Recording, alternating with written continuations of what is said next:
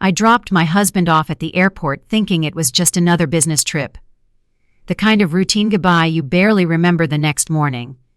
But right as I turned to leave, my 6-year-old son squeezed my hand so tight it hurt and whispered, "Mama, don't go back home." I laughed at first. Softly, the way you laugh when your child says something strange. But then he added, trembling, "This morning I heard Daddy planning something really bad against us. Please believe me this time." And for the first time in weeks, something inside me went cold, because Kenzo didn't say it like a child imagining monsters. He said it like a child who'd heard one. I believed him. We hid. And what I saw next made my blood run out of my body. But before I continue, make sure you're subscribed. And tell me in the comments what city you're watching from. We love knowing how far these stories travel. THEIRPORS. The fluorescent lights in Hartsfield Jackson felt like needles behind my eyes. It was Thursday night, and I wasn't just tired. I was the kind of tired that comes from living on emotional autopilot for too long, smiling through discomfort, swallowing questions, making peace with things that never should have been normal. My husband, Kwasi, stood beside me looking flawless. Gray tailored suit, leather briefcase, that expensive cologne I bought him last birthday. To everyone around us, we probably looked like perfection, black excellence. The power couple. Successful executive husband, supportive wife, well-mannered child. No one would have guessed that my marriage felt like a house with the lights on and nobody home. Kenzo stood on my other side, quiet as stone. My child has always been observant. He watches the world like he's collecting secrets. But tonight his eyes weren't just observant, they were afraid. "This trip is critical," Kwasi said, pulling me into that polished, public hug. 3 days tops. I'm back. He kissed my cheek like a routine. Then he crouched in front of Kenzo and placed his hands on my son's shoulders, performing fatherhood like it was part of his brand. "And you?" He smiled. "You take care of Mama while I'm gone." "All right, little man." Kenzo didn't smile back. He stared at him like he was studying his face for the last time. I should have noticed. I should have asked why my son looked like he was saying goodbye forever. But when you're married, you convince yourself that the people you love aren't capable of terrible things. That's what love does when it's still trying to survive. Kwasi kissed Kenzo's forehead, kissed mine again and walked away. And as he disappeared toward TSA, Kenzo's grip tightened around my hand. "Oh, come." We started walking toward the exit. I was already thinking about my heels, my bed, and how quiet the house would feel without him. Then Kenzo stopped so suddenly I nearly stumbled. "Kenzo," I turned. "Baby, what?" He looked up at me with an expression that punched the air out of my lungs. Pure terror. "Mama," he whispered, voice shaking. "We can't go back home." My first instinct was to comfort him, to brush it off like childhood anxiety. But his face wasn't dramatic. It was desperate. I crouched down and held his arms gently. "What do you mean? Of course we're going home."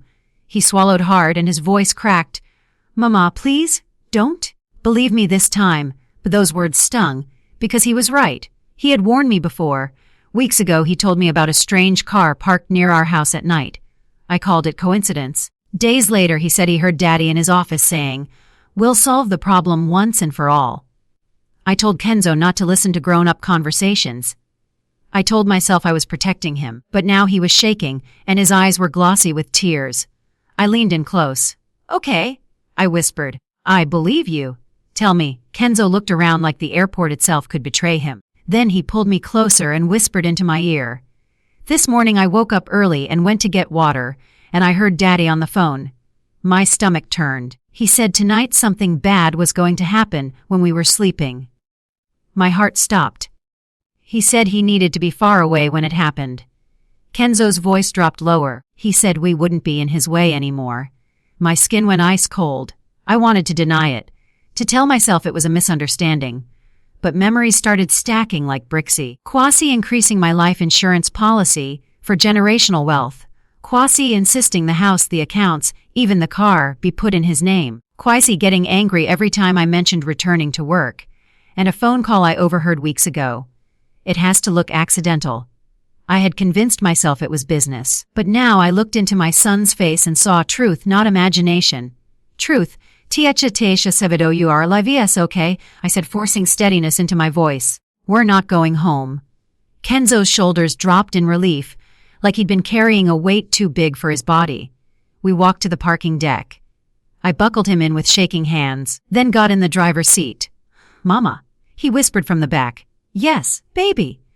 "Thank you for believing me." I swallowed tears. "I'm always going to believe you," I said. "Always." And I meant it. I drove toward Buckhead, but not into our driveway. I took a back street and parked where we could see our house through trees. From a distance, everything looked normal. Porch-like lawn. The home I thought was safe. I turned off the engine. We sat in total darkness and waited. T.H. van at 10:17 p.m. I almost convinced myself we were being ridiculous. Then Kenzo whispered, "Mama, look." A dark van turned onto our street. No decals, tinted windows, no front plate I could see. It moved slowly, too slowly. Like it wasn't driving, like it was searching. My breath caught as it stopped directly in front of our house. The doors opened. 2 men stepped out. Not delivery men. Not technicians. They moved with purpose, and the way they scanned the street made my blood turn. One of them reached into his pocket.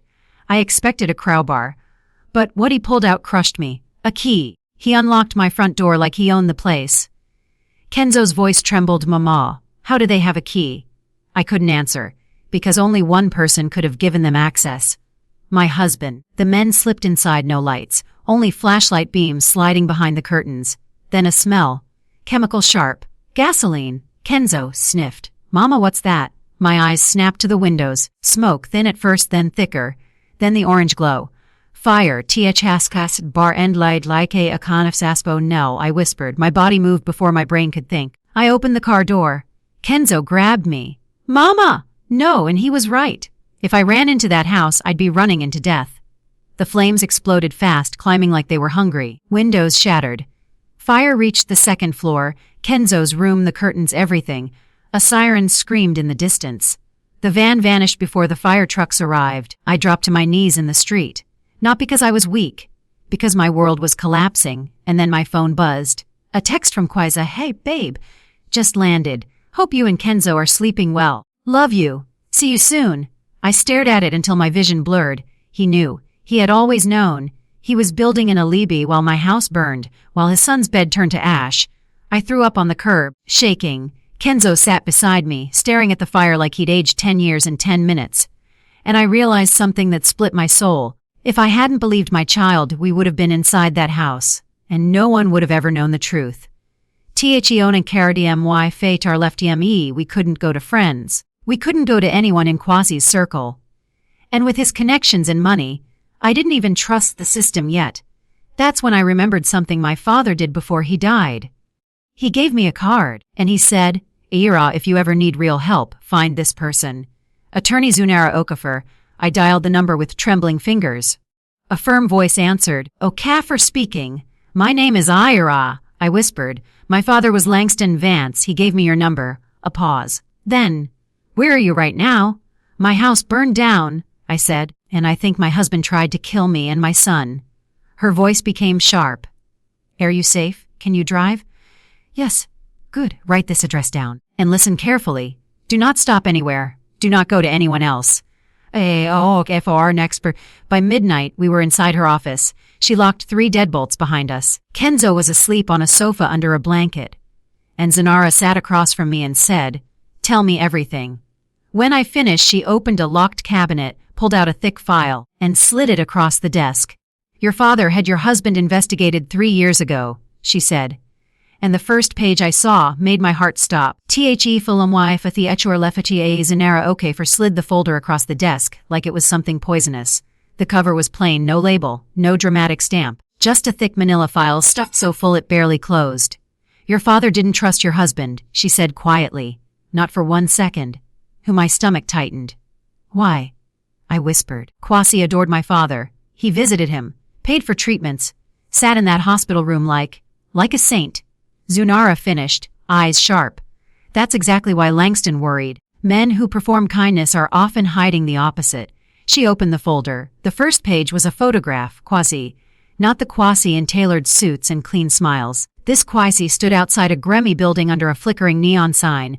His jaw was clenched, eyes sunken, shoulders tense, like a man losing control of his life. Below it was a date. 3 years ago. My throat went dry. "What is this?" I asked. "A private investigator report." Zunara said. Your father paid for it himself. She flipped through the pages. Bank statements, casino receipts, loan documents, photos of Kwasi walking into underground gambling halls. Another photo, Kwasi shaking hands with a man who looked like trouble wrapped in skin. Then Zunara looked up at me. Your husband isn't a successful executive IRA, she said. He's a drowning man. I blinked. No, he has contracts, clients. He has debt, she corrected. Heavy debt. She tapped a page with her fingernail. Your husband owes nearly $500,000 to loan sharks. The room spun. I gripped the coffee cup like it could anchor me. That can't be true, I whispered. Zunara's expression softened only slightly. Do you remember your mother's inheritance? My chest tightened. 150,000, I said automatically. She left it to me.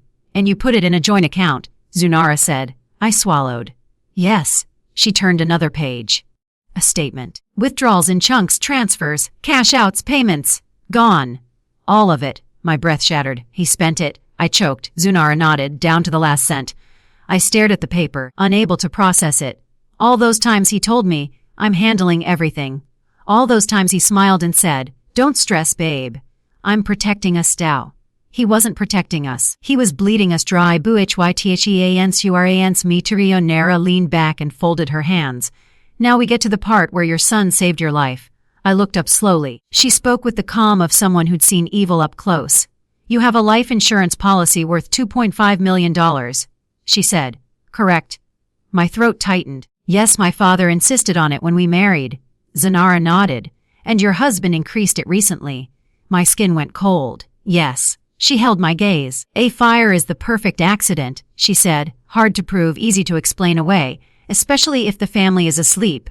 My mouth opened, but no sound came. Zunara continued. Your husband flies out of state, establishes an alibi, hires men to set the house on fire, and returns as the devastated husband. She paused, then collects $2.5 million. My stomach turned. And the debts vanish, I whispered, horror rising.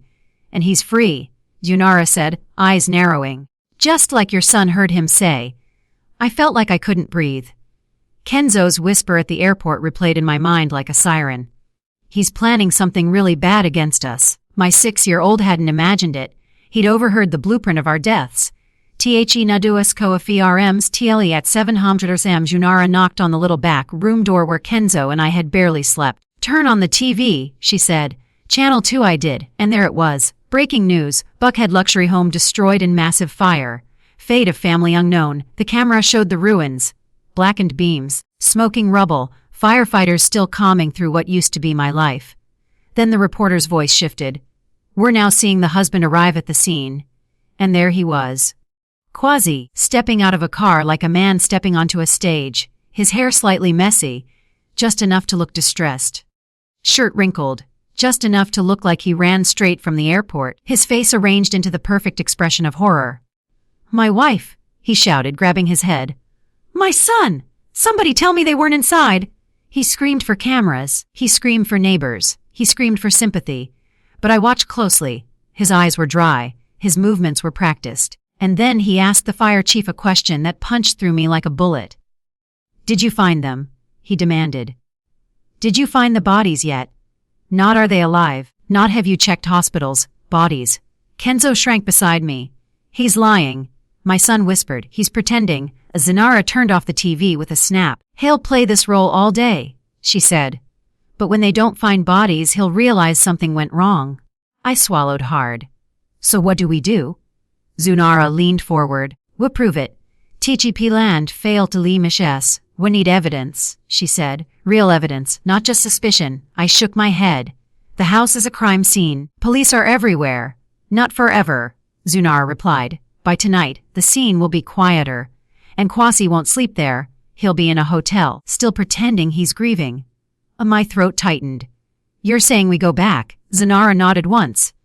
We'll get into his office safe. I stared at her. You want me to break into my own burned house? Technically, she said, it's still your house. I glanced at Kenzo. He sat up straighter as if he'd been waiting to speak.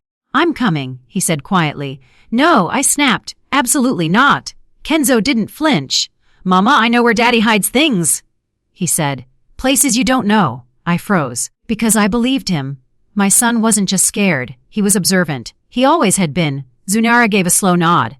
Children see what adults ignore, she said. If anyone can guide us to what your husband hid, it's him. My stomach twisted. I hated it. But I knew the truth. If we didn't get proof now, Kwasi would rewrite the story, and once he rewrote it, we might not survive the sequel. Tichie returned to Cass. That night Zunara dressed us like shadows, dark clothes, gloves, flashlight. We didn't drive into the neighborhood like normal people. We parked blocks away, cut through a back path, climbed a low wall where cameras didn't reach. The air smelled like smoke long before we saw the house. When it came into view, my legs nearly gave out. What used to be my home was now a skeleton. Black beams, charred windows, ash floating in the air like dirty snow. Kenzo tightened his grip on my hand. I'm here, he whispered. I'm here. Zunara crouched beside us. 20 minutes, she said.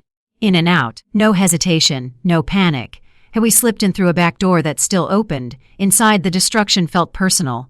Melted picture frames, collapsed ceiling, the smell of burned memories. But Kenzo pulled me forward without stopping. Daddy's office, he whispered. We moved through the house like we were walking through a grave. Up the stairs, unstable, groaning with every step. Then the office door. It was jammed, but I forced it open. The room was darker than the rest, less burned, like fate had preserved it for one reason. The safe. Behind a half-burned painting, Kenzo pointed. Right there. My hand shook as I entered the code. Kwasi's birthday. Beep, green light, click. The safe opened. Inside, a cache, stacks of documents, and a burner phone. Take everything, Zunara hissed. I grabbed papers, stuffed them into a bag. Then Kenzo's voice, sharp, urgent.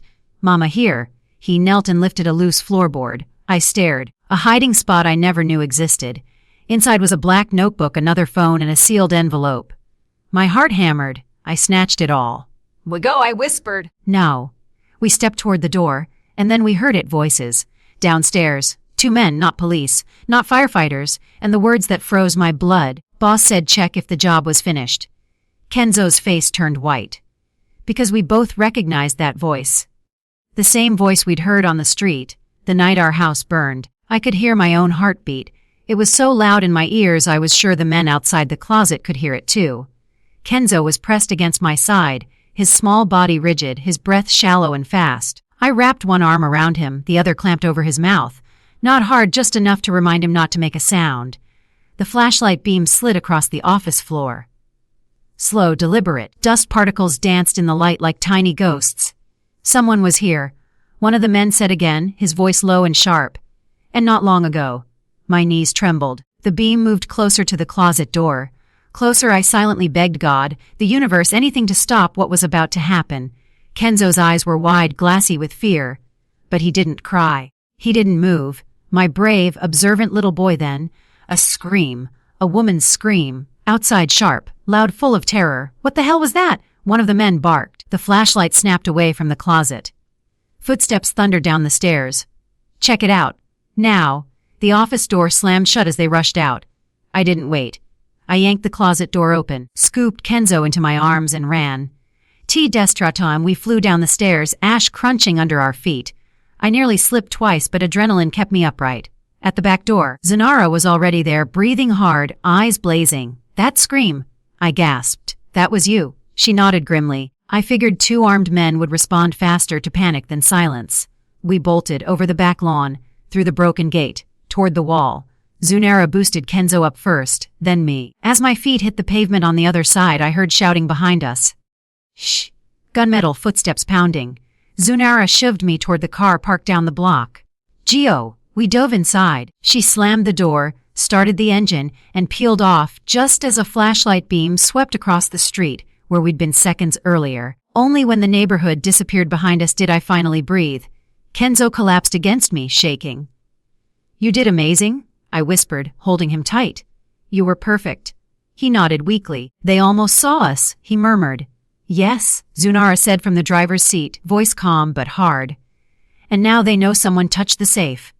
My stomach dropped. They'll tell Kwasi. Zunara smiled, slow and dangerous. Good. I stared at her. How is that good? Because panic makes people sloppy, she said. And your husband is about to panic. Wad boo e food. Back at her office, we emptied the bag onto the desk. Money, phones, documents, then the black notebook. Zunara opened it and her eyes lit up. "Oh, he's an idiot," she murmured. "What?" I asked. "He documented everything." She turned the notebook toward me. Dates, amounts, names, loan sharks, payments, threats. And then toward the end, fell sol UTOM insurance payout, a 2.5M must look accidental fire preferred contact Marcus service fee, the 50,000 date Nova 21, that was yesterday. I covered my mouth. He wrote it down. I whispered. "Why would anyone do that?" "Leverage," Zunara replied. "If something went wrong, he could blackmail the men he hired." She picked up one of the burner phones. "And these?" She smirked. "These are going to bury him. Texts, call logs, messages. One stood out. QZ, has to be tonight. I'll be out of state." "And the kid?" "Q, no witnesses. Handle it." My vision blurred. He'd been willing to kill our son. My hands clenched. Something cold and sharp replaced fear inside me. "The Masai." Zunara glanced at my phone. "He's trying to reach you." I looked. Missed calls. Texts. "Ira, where are you? Police didn't find bodies." "Answer me." "I know you're alive." Weenie Mask was gone. "He knows," I said quietly. Zunara nodded. "Good." She leaned forward. "Text him." My heart slammed. "No." "Yes," she said firmly. "We end this." What do I say? She dictated calmly. "Centennial Olympic Park, tomorrow, 10 am, come alone." My fingers trembled as I sent it. His reply came instantly. "I'll be there. Things aren't what you think." Zunara let out a short laugh. "They never are." TCCTP that night. Kenzo slept curled beside me. I barely closed my eyes. By morning, police were in position. Detective Hightower, incorruptible, relentless, had plainclothes officers scattered throughout the park. Cameras, audio, witnesses. Kenzo stayed behind with Zunara safe. At exactly 10:00 a.m. Quasi arrived. Unshaven, wrinkled eyes darting, he ran toward me. "Ira, thank God, don't touch me," I said. He froze. I saw everything. I continued. The men, the fire, the safe. His face drained of color. "Ira, listen." "Why?" I demanded. "Why did you try to kill us?" He snapped. "You don't understand. I was drowning. I needed the money." "And Kenzo," I whispered. "What about our son?" His mouth twisted. He was in the way. That was all the police needed. Emerhiad Baroka, Quasi Vance, a voice rang out. "You are under arrest." He panicked and ran straight toward me. He grabbed me, knife flashing. "Nobody move." The blade pressed into my neck. I felt blood. I stayed calm. "You already failed," I said quietly. "Cowards hire others to kill." His hand shook. A single shot rang out. The knife fell. Quasi screamed as officers tackled him. It was over. When they pulled Quasi off me and slammed him to the ground, I didn't feel relief. I felt empty, like something inside my chest had finally shattered after being cracked for years. The park was chaos, sirens, shouting, people recording on their phones, but all I could hear was my own breathing. Slow, shallow, uneven. Detective Hightower knelt in front of me. "You're safe now," he said gently. Safe. The word felt foreign. I nodded anyway. Across the park, Quasi was screaming as officers cuffed him. Not pleading, not apologizing, threatening. "This isn't over," he yelled. "You think this ends me? You ruined everything." I watched him like I was watching a stranger. No, worse, like I was watching a ghost of someone who never truly existed. THRS tat, Sooka Vritaigi Quasi was charged within hours. Attempted murder, arson, insurance fraud, conspiracy to commit homicide. The list kept growing as investigators went through the phones, the notebook, the bank records. The two men he hired, Marcus and the other one, were arrested the same night. They didn't hold out long. Men like that never do. When faced with decades in prison, they talked.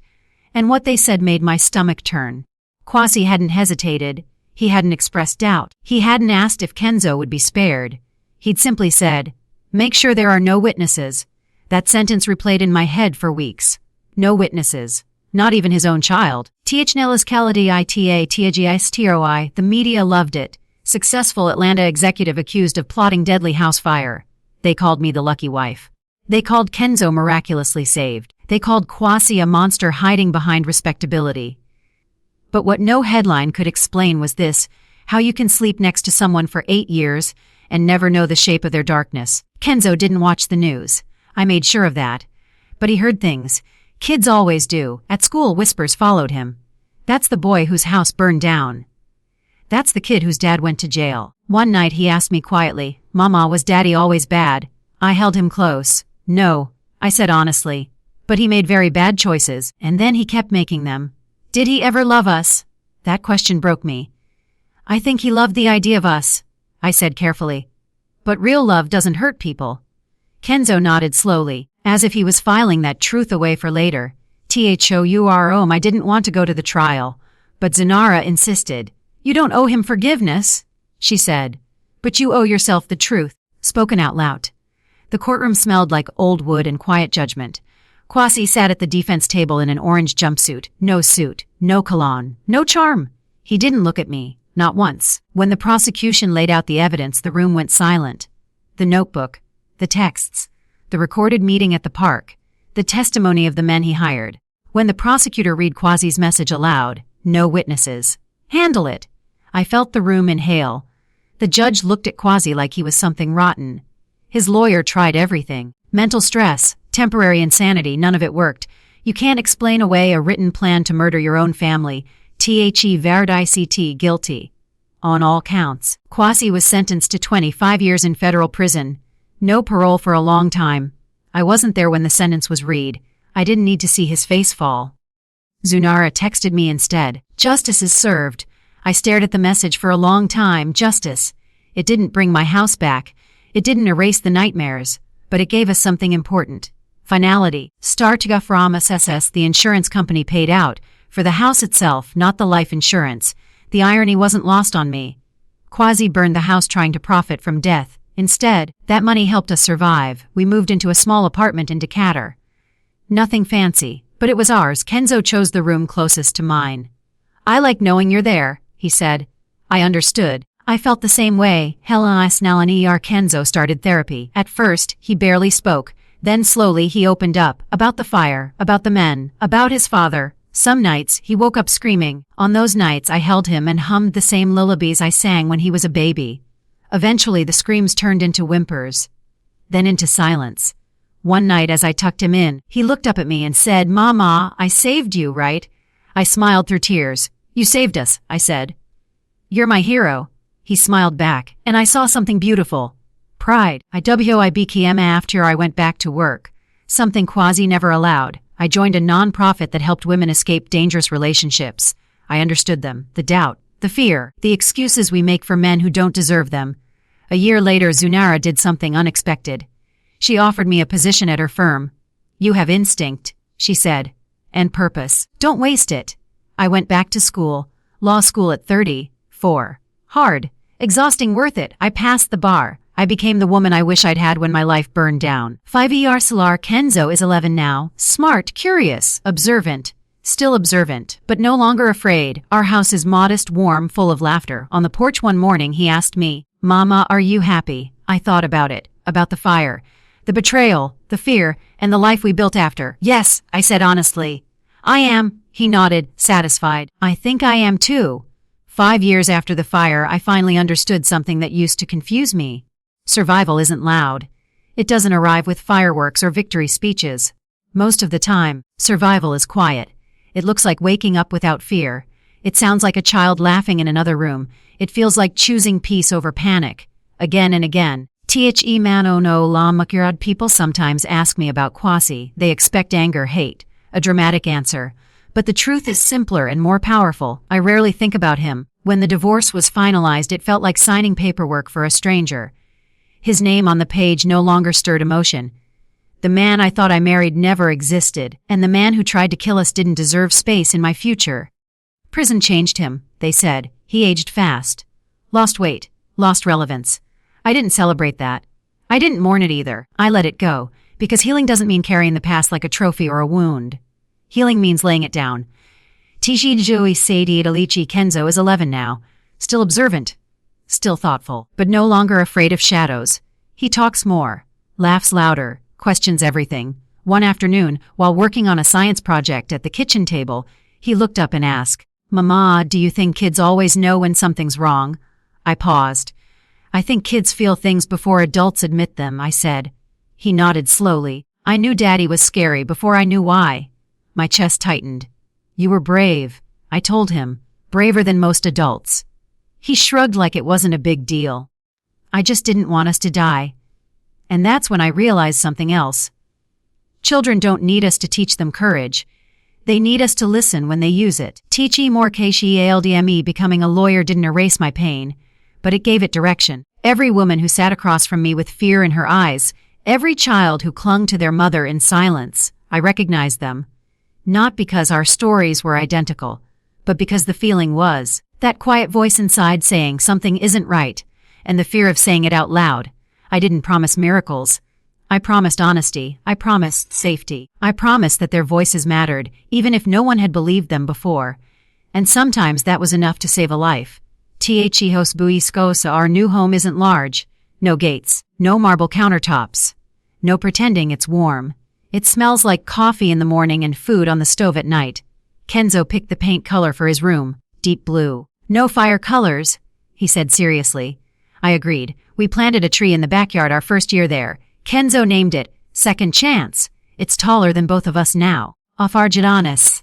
Tiacharalikaida one night, Kenzo asked me something that stopped me cold. Mama, did you forgive Daddy? I thought about it carefully. Forgiveness doesn't mean saying what he did was okay, I said.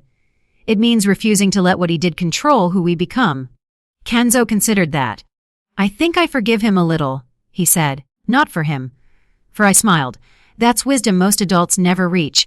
THEDIGUNTKRTH every year on the anniversary of the airport night, Kenzo and I do something special, not to remember the fire, but to honor the choice to listen, the choice to believe, the choice to leave. This year we went back to the airport, not the same gate, not the same terminal, just close enough.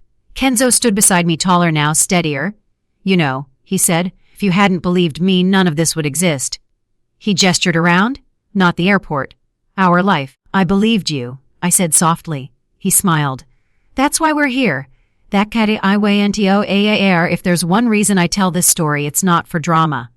It's for the quiet moments, the whispers, the uneasy feelings you keep explaining away. It's for the children who notice what adults ignore. It's for the women who feel trapped but can't explain why. And it's for anyone who thinks starting over means failure. Sometimes the starting over is how you survive. THENDAMINING. Tonight, Kenzo is asleep in his room. The house is quiet, peaceful. I sit at the kitchen table, the same place where years ago I signed papers that felt like an ending. Now it feels like a beginning. We didn't just escape a fire. We escaped a lie. And in doing so, we found something better than the life we lost. We found the truth. People think the hardest part is escaping. It isn't. The hardest part comes after.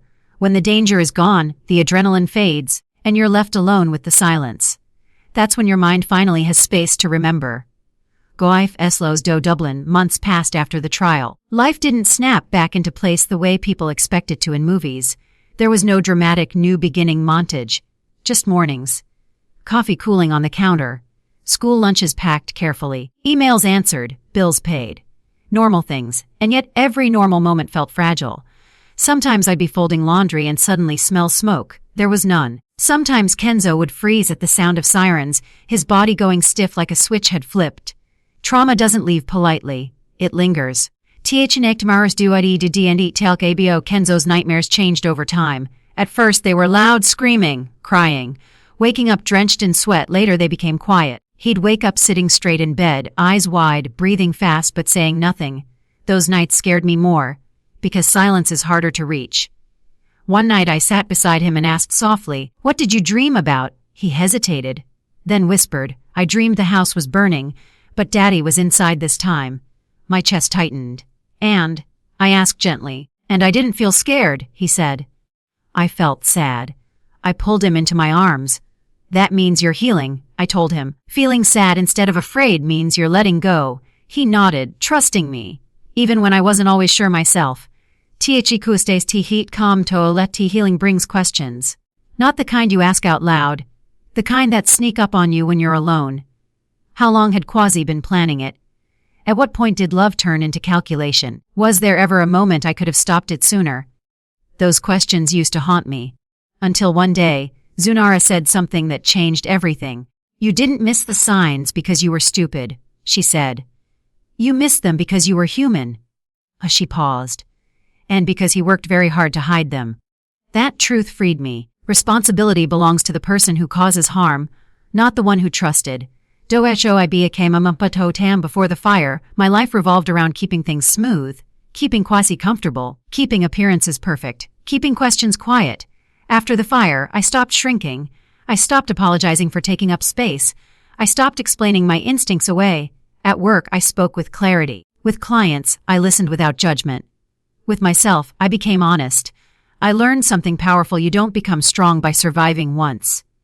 You become strong by choosing yourself every day after. The Kenzo spoke a upajin one afternoon at school. Kenzo got into trouble. Not for fighting, for speaking up. A teacher had brushed off another student who said she was scared to go home. She's exaggerating, the teacher said. Kids do that. Kenzo stood up and said, no. Sometimes kids tell the truth and adults don't listen. The room went quiet. I was called in that day, not to scold him, to hear the story. The counselor told me, your son has an unusual sense of awareness and courage. I smiled sadly. He learned it the hard way, I said, but I was proud, because he hadn't learned silence. Titi la vui bui alto empros of our home slowly filled with warmth. Not expensive furniture, but safety. Kenzo started inviting friends over. Lauder returned. Music played while I cooked. The tree in the backyard grew taller, its branches reaching wide like it was claiming space too. Sometimes I'd catch Kenzo staring at it. Second chance is getting big. He'd say, so are you? I'd reply, and he was.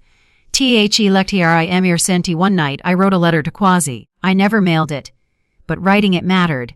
I didn't accuse him, didn't insult him. I wrote, you don't get to define how this story ends. You tried to erase us?